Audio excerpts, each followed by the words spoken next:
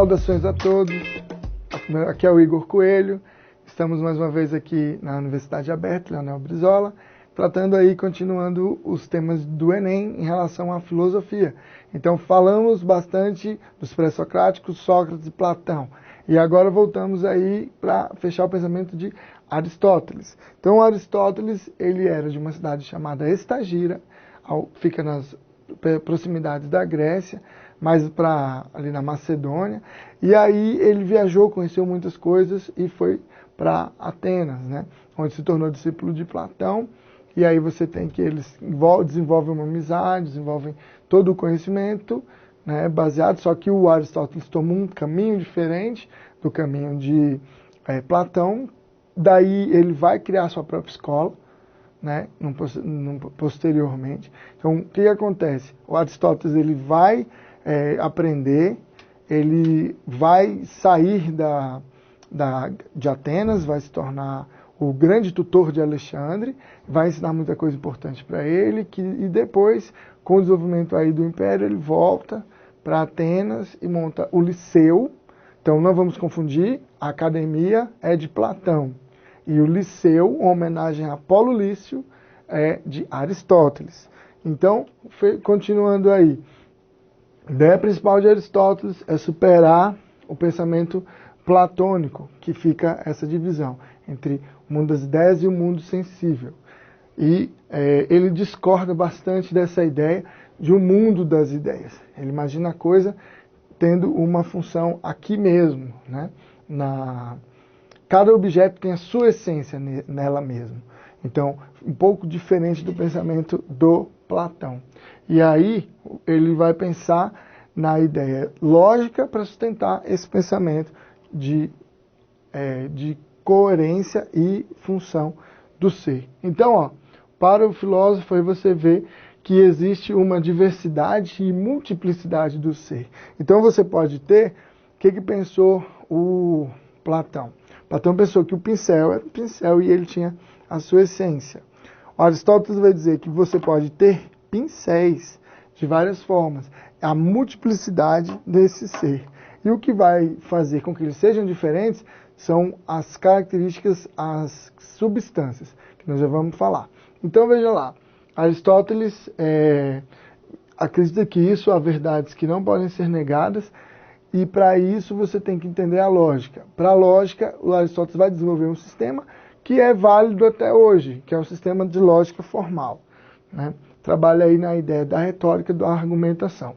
Então você tem a ideia mais conhecida de Aristóteles, a ideia do silogismo, né? Então o silogismo é aquele pensamento correto dentro de uma fala coerente. Falamos anteriormente do sofisma. O sofisma é um pensamento incorreto, dentro de uma estrutura que parece estar correta, né? Então, veja, Aristóteles faz essa estrutura, vários exemplos, mas é a mesma ideia. A premissa maior: todo homem é mortal. Ou então você pode ter ouvido falar assim, Sócrates é mortal. Uma premissa menor, uma ideia do particular, que João é homem. Ou então Sócrates é homem. E a conclusão, logo, João é mortal, Sócrates é mortal. Então, essa é a base de sustentação da lógica aristotélica. Há várias formas, o Enem não entra nessas formas. Você, quando estiver estudando, vai ver que tem fórmula A, E, O, U, contraditórias, alternativas, né? Então você vai ver várias visões. Não se preocupe com isso. O importante é você identificar o silogismo e a forma. Premissa maior, premissa menor e conclusão. Então esse é o pensamento coerente, correto dentro da estrutura. E aí ele vai buscar essa compreensão da essência a partir da lógica. O ser, então, não vai ser essa ideia mais de de eterno, imutável. Agora ele é divisível e diferenciado, né? Então ele não aceita essa ideia do Parmênides, de um ser único. Então você vai ter formas diferentes de cada ser. Ou seja, pense vamos imaginar como Aristóteles explicaria a questão dos cachorrinhos, das raças, né? Então, a essência do cachorro é uma essência. Porém, você vai ter a diversidade, você tem várias raças. Pitbull, o Terrier, né, Poodle. Então você tem várias diferenças, mas são aspectos diferentes do ser. E o Platão já viria isso de outra forma, né? Então não existiria esse mundo inteligível, essa ideia fora daqui, né? A verdade não estaria distante da nossa concepção, ela estaria junto. Então a essência, a existência seria tudo junto. Então conhecer o objeto é conhecer ele em sua plenitude. Daí essa noção pensada pelo Aristóteles. O que define o ser? As categorias, né?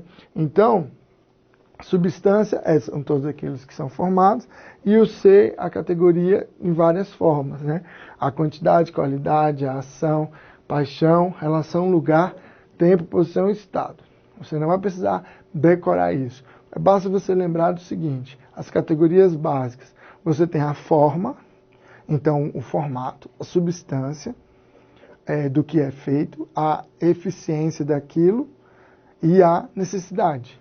Essas são as 4 causas principais, as substâncias principais definidas por Aristóteles. Então, vamos pensar, uma cadeira tem que substância? A madeira. Tem que forma, né? Formato de apoio das costas ou dos braços, depende da cadeira, né? Ela foi feita para quê? Ela foi feita para a gente sentar. E quem é que fez? Quem é o artesão ou o marceneiro? Então, são essas características que ele aplica a toda a natureza. Tá? Então, o pensamento do Aristóteles está muito ligado a esse conhecimento prático, empírico, que você pode perceber. Ao contrário do Platão, que é racional, idealista, certo? Então, por que as coisas mudam? Por que tem homens grandes, homens pequenos, homens gordos, homens magros? Por que é isso? Então, isso você tem por causa dos acidentes. Os acidentes é no momento de formação da substância. E você também tem a transformação de ato em potência. Então, atenção, você tem, por exemplo, a questão de uma árvore. A árvore surge da onde? Toda árvore surge de uma semente. A semente é semente, em ato, mas ela carrega a possibilidade de se transformar em uma árvore.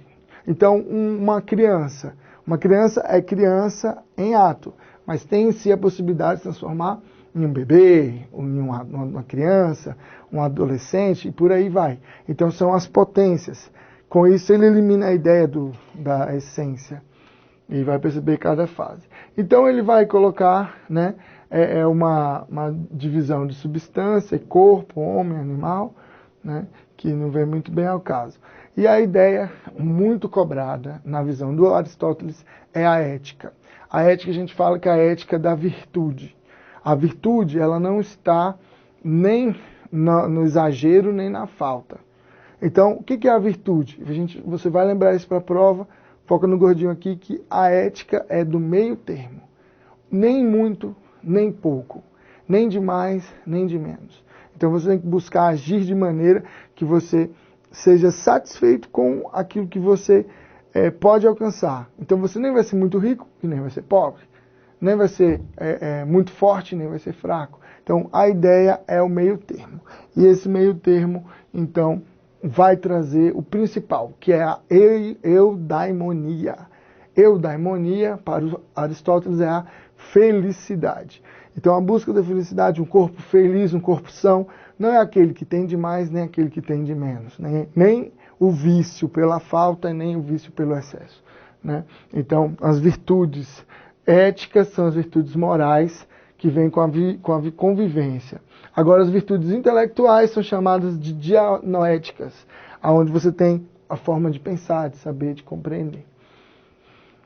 E aí a ideia do governo.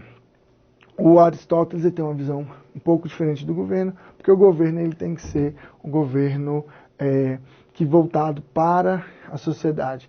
Então, enquanto Platão fez aquela divisão em castas e cada um comanda, e aí você tem também a ideia da sofocracia, que é o filósofo rei, que é o filósofo por controlar a alma racional, ser o mais indicado para ser o rei, né, o governante.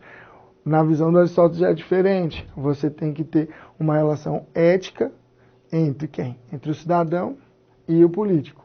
O bem-estar da sociedade sempre tem que vir em primeiro lugar. Né? Então, o governo deve atuar para o bem de todos. Só que aí ele vai mostrar uma deturpação ou degeneração dos sistemas, né? Então a monarquia é o governo de um.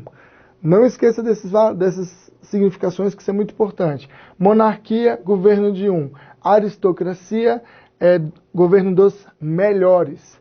E democracia é o governo do povo, governo de todos.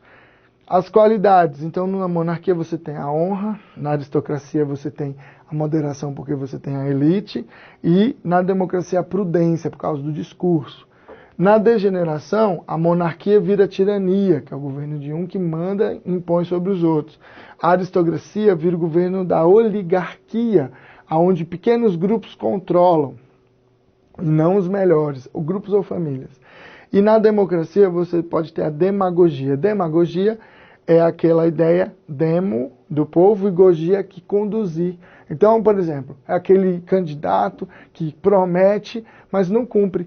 Então ele enganou, conduziu o povo. Então essas são as formas de governo pensado por Aristóteles, que são frequentemente lembradas na prova. Pode vir também em sociologia e pode vir também em história, esse tipo de conhecimento, de crítica aí sobre isso aí.